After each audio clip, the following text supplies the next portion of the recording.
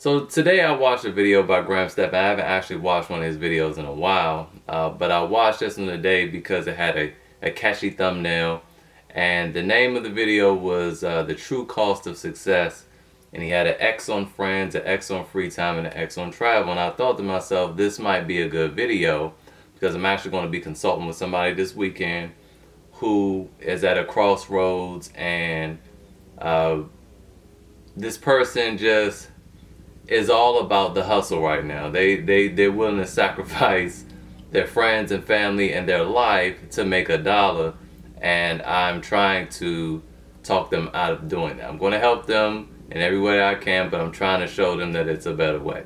So I was thinking that his video might be something similar to that, you know, explaining how you have to sacrifice friends and your free time and the travel, you know, things that are actually hold the most importance in life. He doesn't have family in there, and I understand that because he doesn't really have much of a family. He's not married, he doesn't have kids, so I get it.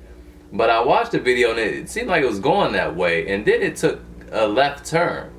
And in it, he talked about how twice he had the opportunity to buy his dream car, a Lamborghini, and how one time, the second time, he intentionally saved up money to buy this specific car, and instead he bought an investment property.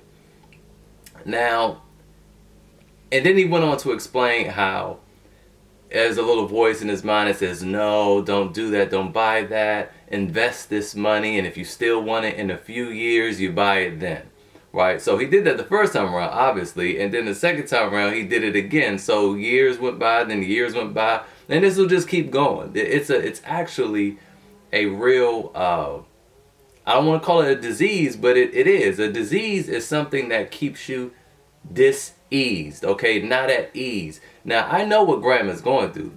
What he's dealing with is the same thing I dealt with when I was probably his age. I don't know if I was his age or a little older, maybe a little younger, probably a little bit older. But it's a feeling of guilt. You feel guilty for buying these things because society tells you you need to be out there hustling. You need to work hard. Don't buy frivolous things and don't buy stupid things like that, even though he already lives frugally. I live frugally too. But I made a comment and I said, apparently Graham knows the date he'll die. So he delays buying the car he saved up for. It's a gamble doing such a thing. I did the same thing 2 years ago, saved up to buy a Model S cash, saved it, found one way cheaper. At first I said, autocorrect said easy. Found one easy cheaper, I had to fix that. Found one way cheaper and invested the money instead. Well, the investment went sideways and I ended up with nothing. I'll never do that again. I don't really elaborate like that, but basically the investment went sideways. It wasn't due to poor investing on my end or anything like that. It was just something fluke that happened. And I ended up losing the money, and I was thinking, oh my gosh. I lost the money, and over time it eventually put me in a bind. And in hindsight, I was like, man, if I bought that Model S, I would have been able to sell it today and, you know, get back the same or maybe even a little bit more than what I paid for it. And, you know, I'd be good financially again. Well, that didn't happen. So I said I would never do that again. Opportunity came up for me to get my dream car. And I went out, bought that. It's outside. That's what I'm about to go mess with right now. But anyway, he responded to me actually with a frowny face. And I don't know if he's being sarcastic or not. I feel like it was probably sarcasm. And I thought it prudent to make this video real quick. I wasn't trying to dog Graham, but I meant what I said. You must know the date you're going to die in order to continue to delay things for years. Look, man, take it from somebody whose father was killed on his mother's birthday.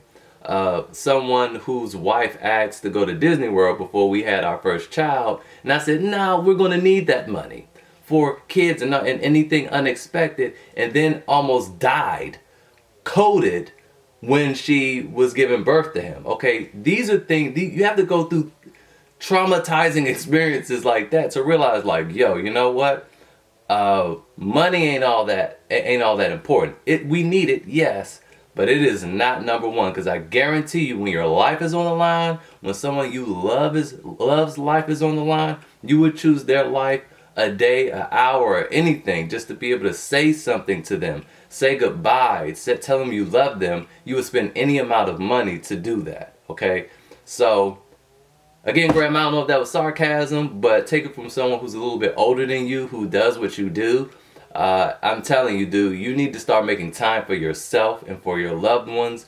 And if you want that Lamborghini, dude, get it, because you might not be able to get it in the future. You might not live that long. You don't know what the day will bring. You need to live every day like it's your last. You need to be mindful of your mortality, because only then will you start to put things in perspective. All right, that's all I got to say. I didn't want to really, drag this out or anything, but for anyone else watching these videos, I would say that take young people's advice with a grain of salt. I'm not real old, but I'm not real young either. I have a little bit of experience.